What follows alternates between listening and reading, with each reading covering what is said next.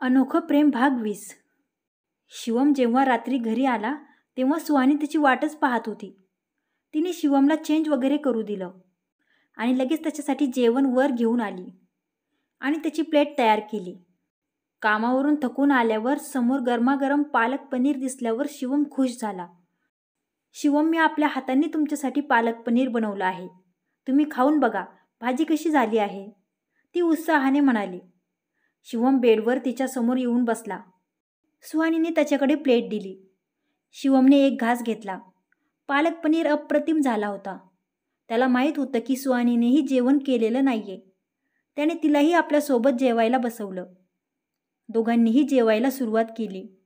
सुहानी वाट पाहत होती की केव्हा शिवम तिने बनवलेल्या पालक पनीरची स्तुती करतील, पण तो तर त्याच्यावर ताव मारण्यात व्यस्त होता. काही वेळातच त्याने त्याची प्लेट पूर्ण साफ केली. सुहानी त्याच्याकडे समाधानाने पाहतच होती. शिवम, मी कधीपासून वाट पाहते. तुम्ही सांगितलंच नाही की भाजी कशी झाली आहे ते, ती नाराजीने म्हणाली. ते ऐकून शिवम गालात हसला. सुहानी, या प्लेटकडे बघ. या प्लेटला धुण्याचीही गरज नाही, इतकी मी साफ केली आहे. याचा अर्थ काय होतो? पालक पनीर अप्रतिम झाला होता, तो तिला आपली प्लेट दाखवत म्हणाला. ते ऐकून सुहानी खुश झाली. पण सुहानी, तू स्वयंपाक स्वतःच बनवला आहेस. आपण काही दिवसांनी हे सगळं सोडून जाणार आहोत, त्याची तयारी तू आतापासूनच सुरू केलीस की काय? तो तिला चिडवत म्हणाला. ते काय आहे ना मिस्टर शिवम, तुमची बायको फक्त दिसायला राजकुमारीसारखी आहे, पण प्रत्यक्षात तर मी एका अशा परिवारातून आले आहे जिथे घरात सर्वंट नसले म्हणून काही बिघडत नाही. लग्नाआधी मी स्वयंपाक आणि घरची साफसफाई स्वतःच करत होते, त्यामुळे त्या गोष्टी नसल्या तरी मला काही फरक पडत नाही, सुहानी प्राऊडली म्हणाली. शिवम तिच्याकडे कौतुकाने पाहत होता. जेवण झाल्यावर सुहानी त्यांच्या प्लेट घेऊन खाली गेली आणि आईला सांगितलं की शिवमला भाजी खूप आवडली. ते ऐकून आई समाधानाने हसल्या.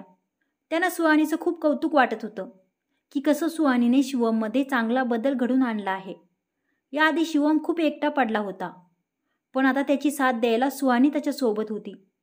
त्यामुळे आई आता निश्चिंत झाल्या होत्या. त्याचबरोबर शिवम आपल्या बाबांबरोबर सुद्धा वेळ घालवायला लागला होता. आधी तो बाबांशी फक्त कामापुरतं बोलायचा, त्यांचं जास्त काही ऐकत नव्हता. पण आता त्याच्या आणि बाबांच्या नात्यातही सुधार व्हायला लागला होता. त्यामुळे बाबाही खूप आनंदी होते. आई बऱ्याच दिवसांपासून या दिवसाची वाट पाहत होत्या. आता त्यांच्या परिवारातही सगळं काही ठीक व्हायला लागलं होतं. त्यामुळे त्यांचा आनंद गगनात मावेनासा झाला होता. इकडे शिवम आपल्या रूमच्या बाहेर आला आणि तोच त्याच्यासमोर निशा आली. निशाला पाहून त्याने रागाने आपला चेहरा दुसरीकडे वळवला आणि तिथून निघून जायला लागला. निशाही त्याला समोर पाहून थोडी नर्वस झाली होती, पण तो शिवम थबकला. तू काय म्हणाली होतीस निशा? की सुहानीच्या प्रेमाची परीक्षा घे. तिला विचार की ती उद्योगपती शिवमवर प्रेम करते की फक्त शिवमवर. मी सगळं काही सोडून जात आहे असं बोलून बघ, मग बघ ती काय बोलते ते. असंच म्हणाली होतीस ना? मला तुला त्याबद्दल थँक्यू म्हणायचं होतं. थँक्यू निशा, मी आभारी आहे तुझा की तू मला हे करायला सांगितलं. आणि तुला माहीत आहे त्याचा रिझल्ट काय आला? सुहानीने टॉप केलं आहे. माझ्या सगळ्या नात्यांमध्ये, सगळ्या आपल्या माणसांमध्ये टॉप केलं आहे. तिने प्रूव्ह केलं आहे की ती माझ्यावर प्रेम करते, माझ्या पैशांवर नाही.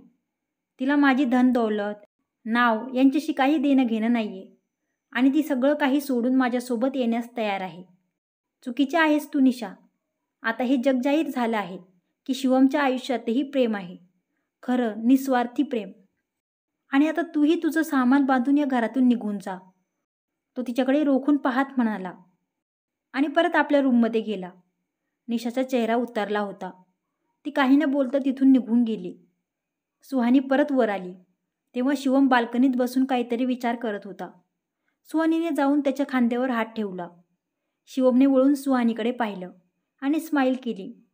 सुहानी त्याच्या बाजूच्या खुर्चीवर जाऊन बसली. शिवम, काय विचार करताय? ती काळजीने म्हणाली. शिवमने गालात हसत तिचा हात आपल्या हातात घेतला. सुहानी, तुला तर माझा भूतकाळ माहितीच आहे. ज्या वेळेस पहिल्यांदा माझा हार्टब्रेक झाला होता तेव्हा मी पूर्णपणे उन्मळून पडलो होतो.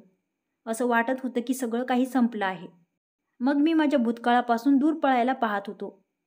एक वेगळाच माणूस बनलो होतो मी. आपल्या कामात स्वतःला बुडवून घेतलं होतं. मी स्वतःलाच विसरलो होतो. मला त्या कामातून खूप सारा पैसा, प्रसिद्धी मिळाली, पण मनशांती कधीच भेटली नाही. पण सुहानी, आता परिस्थिती बदलली आहे.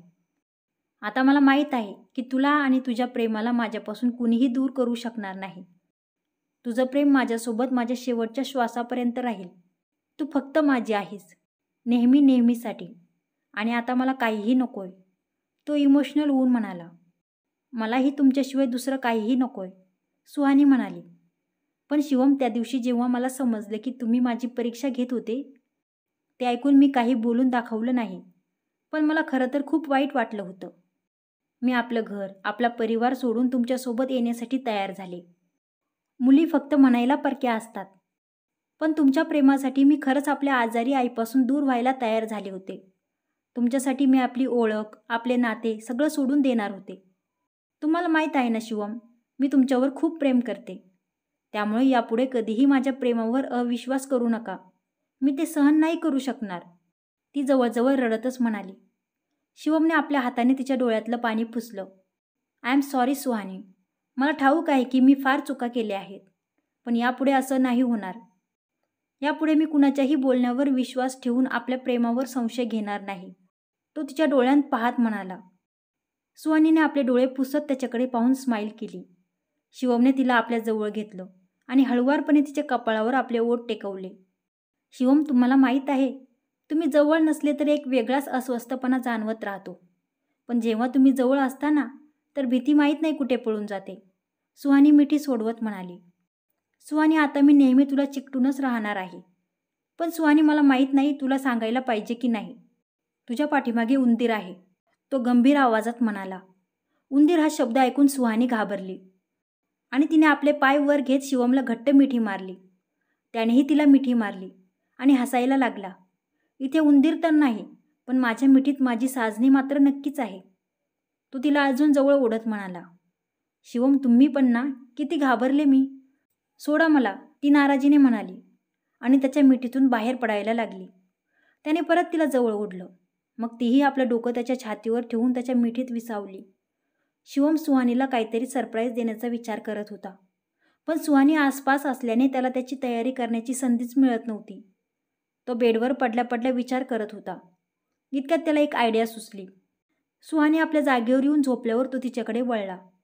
सुहानी, तू म्हणत होतीस ना की तुला आईला भेटायला जायचं आहे. मग एक काम कर, उद्या आईच्या हॉस्पिटलची अपॉइंटमेंट आहे, मग तूच आईच्या सोबत जा. त्या दिवशी काही टेस्ट बाकी राहिल्या आहेत, त्या सगळ्या करून घे, तो तिला म्हणाला. सुहानी कौतुकाने शिवमकडे पाहत होती. तिने होकारार्थी मान हलवली. दुसऱ्या दिवशी सुहानी सकाळी लवकर उठली आणि आंघोळ वगैरे करून तयार झाली. तिला आईला भेटायला जायचं होतं, म्हणून ती पटापट आवरण्याचा प्रयत्न करत होती आणि ती संध्याकाळीच परत येणार होती. तिने शिवमकडे पाहिलं. तो खूप क्यूटली करून झोपलेला होता. सुहानीला त्याच्याकडे पाहून हसायला आलं. हसतच तिने त्याला उठवलं. तो उठून बसला आणि गालात हसत मनातल्या मनात सरप्राईजचा प्लॅन करत होता. शिवम, काय झालं? तुम्ही का हसत आहात? तुम्हीच मला म्हणत होते ना की विनाकारण हसायचं नाही, मग आता तुम्हीच विनाकारण हसत आहात. ती कमरेवर हात ठेवून त्याच्याकडे पाहत होती. शिवमचं हसू गायब झालं. मी कुठे हसतोय सुहानी? मी तर तुला न्याहाळत होतो, म्हणून माझ्या चेहऱ्यावर स्माईल आली असेल. बाय द वे, तू आज खूप छान दिसतेस. त्याने पटकन विषय बदलला. ते ऐकून सुहानीच्या गालांवर लाली आली. शिवम, मी निघते, संध्याकाळपर्यंत परत येते, म्हणून ती लाजत खाली गेली आणि आईंना विचारून ती आपल्या माहेरी गेली. तेथून ती आईला घेऊन हॉस्पिटलमध्ये गेली. नंतर शिवमही तयार होऊन ऑफिसला गेला, पण तो आज लवकरच घरी परत आला आणि त्याने गच्चीवर जाऊन सुहानीच्या सरप्राईजची तयारी करायला सुरुवात केली. त्याने आईलाही सांगितलं की तो सुहानीला सरप्राईज देणार आहे. त्यामुळे आईनेही त्याला जर मदत लागली तर मी मदत करील म्हणून सांगितलं. शिवमने हसत आईला होकार दिला आणि तो तयारीला लागला. सुहानीला हॉस्पिटलमध्ये बराच वेळ लागला. ती आणि आई घरी परत आल्यानंतर थोडा वेळ गप्पा मारत बसल्या. सुहानी मानवी ऑफिसमध्ये येईपर्यंत तिथेच थांबली आणि मानवीला भेटून ती परत आपल्या घरी निघाली. घरी येतच ती आईला भेटली. आईने तिला रेखाताईंच्या तब्येतीबद्दल विचारलं. तिने आईंना आईची तब्येत ठीक आहे म्हणून सांगितलं. मग आईने सुहानीला आपल्या रूममध्ये जायला सांगितलं आणि तिला सांगितलं की शिवम रूममध्ये तिची वाट पाहत आहे. सुहानी जेव्हा आपल्या रूममध्ये आली तेव्हा रूममध्ये सर्वत्र अंधार होता. सुहानीला आधीच अंधाराची भीती वाटत होती. घाबरून ती जोरात शिवमच्या नावाने आवाज द्यायला लागली. इतक्यात शिवमने मागून येऊन तिच्या तोंडावर हात ठेवला. आधी सुहानी घाबरली, पण शिवमच्या आवाजाने तिच्या जीवात जीव आला. शिवमने तिला गप्प राहायला लावलं आणि तिला काही न सांगता त्याने तिच्या डोळ्यांवर एक पट्टी बांधायला सुरुवात केली. सुहानी त्याला विचारत होती की तो हे काय करतोय, पण त्याने परत एकदा तिला गप्प राहायला लावलं. देवाने खूप सुंदर बनवलं आहे तुला, पण फक्त तोंड बंद करण्याची सिस्टीम दिली नाही, तो तिची बडबड ऐकून म्हणाला. तिला गप्प राहायला सांगून त्याने तिला बाहेर नेलं आणि तिला काळजीपूर्वक पकडून गच्चीवर घेऊन आला. तिथे आल्यावर त्याने हळुवारपणे तिच्या डोळ्यांची पट्टी काढली. पट्टी काढताच समोरच्या लाईटमुळे सुहानीचे डोळे चमकत होते, त्यामुळे तिने हळूहळू आपले डोळे उघडले. समोर आकाशात खूप सारे विविध रंगी रोषणाईची बरसात होत होती. खूप सारे फटाके फुटत होते आणि त्यांच्या रंगीबिरंगी प्रकाशाने आकाश उजळून निघाले होते. ते पाहून सुहानी खूप खुश झाली. ती मंत्रमुग्ध होऊन तिकडे पाहतच राहिली. फटाके संपता संपता आकाशात एक नाव तयार झालं, आय लव्ह यू सुहानी. याची तर सुहानीने कल्पनाच केली नव्हती. ते पाहून सुहानी खूप इमोशनल झाली होती. तिचे डोळे पाणावले. ती आश्चर्याने शिवमकडे बघायला लागली. कसं वाटलं सरप्राईज सुहानी? शिवम प्रेमाने तिच्याकडे पाहत होता. सुहानीने काही उत्तर न देता आपल्या डोळ्यातले काजळ काढून त्याच्या कानामागे काजळाची टीक लावली आणि त्याला सांगितलं की हे तिच्या आयुष्यातलं सगळ्यात सुंदर सरप्राईज आहे. तिच्या चेहऱ्यावरून आनंद ओसंडून वाहत होता. आता सुहानी परत एकदा डोळे बंद कर, तो म्हणाला. अजून कोणतं सरप्राईज असेल याचा विचार करत तिने परत डोळे बंद केले. त्याने पटकन जाऊन लाईट चालू केला. मग काही क्षणातच त्याने तिला परत डोळे उघडायला लावले आणि समोरचं दृश्य पाहून सुहानी आश्चर्यचकितच झाली. ती आ वासून समोर बघायला लागली. ती जागा इतकी छान सजवली आहे ते तिला अंधारामुळे आधी लक्षातच आलं नाही. ती जागा कॅन्डल्स आणि लिलीच्या फुलांनी सजवलेली होती. सुगंधित कॅन्डल्समुळे ती जागा अजूनच छान वाटत होती. मध्ये एक छोटासा टेबल आणि 2 खुर्च्या होत्या. टेबलवर खाद्यपदार्थ ठेवलेले होते. सुहानी शॉक होऊन सगळीकडे पाहत होती. तिचा आपल्या डोळ्यांवर विश्वासच बसत नव्हता. शिवम, तुम्ही हे सगळं माझ्यासाठी केलं? कमाल आहे हे सगळं, तिने भावूक होऊन विचारलं. शिवमने गालात हसत एक खुर्ची पुढं करून तिला बसायला लावलं आणि स्वतःही दुसऱ्या खुर्चीवर जाऊन बसला. तुला आवडलं ना हे सगळं? सुहानी, आपलं प्रेम कमालीचं आहे आणि मग प्रेम व्यक्त करणंही कमालच असायला हवं. ही सगळी सजावट मी स्वतः केली आहे, पण एक गोष्ट विसरलो, टिश्यू पेपर. त्यामुळे प्लीज रडू नकोस, तो वातावरण हलकं फुलकं करत म्हणाला. डोंट वरी, मी नाही रडणार आणि जरी रडले तरी मला टिश्यू पेपरची काही गरज नाही, कारण मला माझ्या पतीचा टी-शर्ट भिजवणं खूप आवडेल, ती त्याच्या डोळ्यांत पाहत म्हणाली. गालात हसत शिवमने उठून एक रोमॅन्टिक गाणं लावलं आणि तिचा हात आपल्या हातात पकडला. दोघंही एकमेकांच्या डोळ्यात हरवून गेले होते. सगळ्या जगाला विसरून ते मनाने एकमेकांचे झाले होते. सुहानीने लाजत आपला चेहरा दुसरीकडे वळवला. शिवमने शॅम्पेनची बॉटल हातात घेतली. सुहानी, मला माहीत आहे तू हे नाही पिणार, पण प्लीज मला नको थांबवू, मला सेलिब्रेट करायचं आहे, तो ती बॉटल उघडत म्हणाला. सुहानी तोंड फुगून त्याच्याकडे पाहत होती. त्याने बॉटल उघडून शॅम्पेन तिथे ठेवलेल्या एका ग्लासात ओतली आणि तिच्याकडे पाहत तो ती प्यायला लागला. पण सुहानीने त्याला अडवलं आणि ती त्याच्याकडे रोखून बघायला लागली. सुहानी, मला असं रोखून बघू नकोस ना. रिलॅक्स, तू हे नाही पिणार मला माहीत आहे, पण तुझ्यासाठी इथे जेवणही आहे. आईने स्वतः तुझ्यासाठी जेवण बनवलं आहे. त्याने तिला ते दाखवलं. तिने झाकण उघडून पाहिलं तर तिथे तिच्या आवडीचं जेवण ठेवलेलं होतं. आई खूप स्वीट आहेत, सगळे माझ्या आवडीचे पदार्थ बनवले आहेत, ती आनंदाने म्हणाली. तिने शिवमच्या हातातून ग्लास घेतला. शिवम, इतकं छान जेवण सोडून तुम्ही ड्रिंक करणार आहात काय? ते काही नाही, तुम्ही माझं सरप्राईज खराब करू नका. किती मेहनत केली आहे तुम्ही यासाठी, ती नाराजीने म्हणाली. शेवटी शिवमने तिचं म्हणणं मान्य केलं. तिने तो ग्लास बाजूला ठेवून दिला आणि जेवण एका प्लेटमध्ये काढून घेतलं. आता दोघांनीही प्रेमाने एकमेकांच्या डोळ्यात बघत एकमेकांना भरवायला सुरुवात केली. जेवण खूप स्वादिष्ट होतं. जेवण झाल्यावर शिवमने उठून परत एक रोमॅन्टिक गाणं लावलं. सुहानीही उठून उभी राहिली. माझ्यासोबत डान्स करशील? त्याने सुहानी जवळ येत आपला हात तिच्यासमोर केला. सुहानीने गालात हसत स्वतःचा हात त्याच्या हातात दिला. तो सुहानीला मोकळ्या जागेत घेऊन आला. त्यांचे डोळे एकमेकांत गुंतलेले होते. त्याने सुहानीचे हात स्वतःच्या छातीवर ठेवले आणि आपले हात तिच्या कमरेवर ठेवले.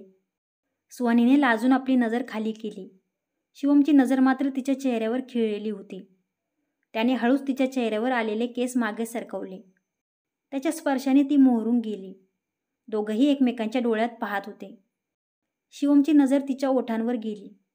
त्याने अलगद तिच्या चेहऱ्यावरून हात फिरवला. सुहानीच्या अंगावर गोड शहारा आला. शिवमने आपले ओठ तिच्या ओठांजवळ आणले. सुहानीचे ओठ आता थरथरायला लागले होते. तिचं हृदय वेगाने धावायला लागलं होतं. तिने तसा शर्ट आपल्या मुठीत घट्ट पकडला. शिवमचे डोळे तिच्या चेहऱ्यावरचा एक एक हावभाव टिपत होते. तो आपले ओठ तिच्या ओठांवर टेकवणारच होता की सुहानीने आपले ओठ बाजूला केले. शिवम प्रश्नार्थक चेहऱ्याने तिच्याकडे पाहत होता. पण दुसऱ्या क्षणी तिने काही म्हणायच्या आत त्याने आपले ओठ तिच्या ओठांवर टेकवले आणि तिला हळुवारपणे किस करायला सुरुवात केली. सुहानीने आपले डोळे घट्ट मिटून घेतले होते. तिच्या सर्वांगातून एक करंट वाहू लागला होता. हृदय खूप वेगाने धावायला लागलं. ती स्तब्ध होऊन त्याचे ओठ आपल्या ओठांवर फील करत होती. शिवम तिच्या प्रतिसादाची वाट पाहत होता, पण त्या अचानक झालेल्या किसने ती घाबरून गेली होती. शेवटी श्वास कमी पडू लागल्यानंतर शिवमने तिचे ओठ सोडले. सुहानीने जोरात श्वास घेत त्याच्या छातीवर आपले डोकं टेकवलं. शिवमनेही प्रेमाने तिला आपल्या कुशीत घेतलं. दोघंही जोरात श्वास घेत होते. शिवमने तिचा चेहरा वर करून तिच्या कपाळावर किस केलं. सुहानीचा चेहरा लाजेने लाल झाला होता. तिची नजर अजूनही खालीच होती. माझी राजकुमारी अजूनही इतकी घाबरते. तो तिला अजून जवळ ओढत म्हणाला. शिवम ते मला झोप लागली आहे, सुहानी कशीबशी म्हणाली. लाजेमुळे तिच्या तोंडातून एक शब्दही फुटत नव्हता. शिवम गालात हसत तिच्याकडे पाहत होता. त्याच्याकडे न पाहताही तिला त्याची नजर आपल्या चेहऱ्यावर जाणवत होती आणि ती अजूनच नर्वस होत होती. त्याने काही न बोलता तिला उचलून घेतले आणि तिला आपल्या बेडरूममध्ये घेऊन आला व तिला आपल्या साईडला झोपवलं. ती अजूनही त्याच्या नजरेला नजर देत नव्हती. सुहानीने आपला चेहरा दुसऱ्या बाजूला वळवला आणि ब्लँकेट अंगावर घेतलं. शिवमही आपल्या जागेवर झोपला आणि त्याने सुहानीला पकडून आपल्या जवळ ओढलं.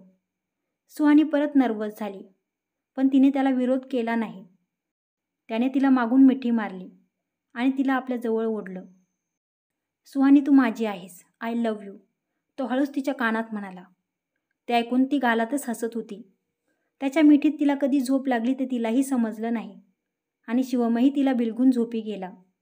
सकाळी सुहानीला जाग आली तेव्हा ती शिवमच्या मिठीत झोपलेली होती. तिला रात्रीचे ते क्षण आठवले. ती लाजून तिथून उठण्याचा प्रयत्न करायला लागली, पण तिला काही उठता येईना. तिच्या हालचालीमुळे शिवमला जाग आली. गुड मॉर्निंग राजकुमारी. त्याने तिच्या चेहऱ्यावर आलेले केस हळूच बाजूला घेतले. सुहानीने लाजून त्याच्याकडे पाहिलं आणि परत उठण्याचा प्रयत्न करायला लागली, पण तो तिला काही उठू देत नव्हता. शिवम काय करताय, मला उठायचं आहे, ती कशीबशी बोलली. एकाच अटीवर उठू देईल, माझ्या डोळ्यात पाहून मला आय लव्ह यू म्हण, त्याने डिमांड केली. पण सुहानीने लाजत मानेनेच नकार दिला आणि आपलं डोकं त्याच्या छातीत लपवलं. ठीक आहे मग झोपून राहा, मी तुला सोडणारच नाही, त्याने तिला अजून जवळ ओढलं. ठीक आहे म्हणते. तिने आपला चेहरा वर करून त्याच्या डोळ्यात पाहिलं. मग परत लाजून तिने नजर झुकवली. शिवमला तिची गंमत वाटत होती. सुहानी मी तुला किस करायला नाही सांगितलं, फक्त आय लव्ह यू म्हणायला सांगितलं आहे, तो नॉटीली म्हणाला. शेवटी हिम्मत करून सुहानीने त्याच्याकडे पाहिलं व त्याला आय लव्ह यू म्हणाले. दोघंही परत एकमेकांच्या डोळ्यात हरवून गेले. शिवमने हळुवारपणे तिच्या कपाळावर आपले ओठ टेकवले. सुहानी मी आता तुझ्यापासून दूर राहू शकत नाही. मी आजपर्यंत जो काही त्रास तुला दिला आहे त्याबद्दल मला माफ कर. मला माहीत आहे की त्याबद्दल तू मला माफ केलं आहेस, तरीही मला तुझी माफी मागायची होती. मी यापुढे कधीही तुला स्वतःपासून दूर जाऊ देणार नाही, तो मनापासून म्हणाला. त्याने परत आपले ओठ तिच्या ओठांजवळ आणले. सुहानीने आपले डोळे बंद करून घेतले. आता त्यांच्या चेहऱ्यात खूप कमी अंतर होतं. त्याने पटकन तिच्या ओठांवर किस केलं आणि तिला आपल्या मिठीत घट्ट पकडलं. क्रमशः कसा वाटला आजचा भाग? जर कथा आवडली असेल तर व्हिडिओला लाईक करा आणि माझ्या चॅनलला सबस्क्राईब करा. धन्यवाद.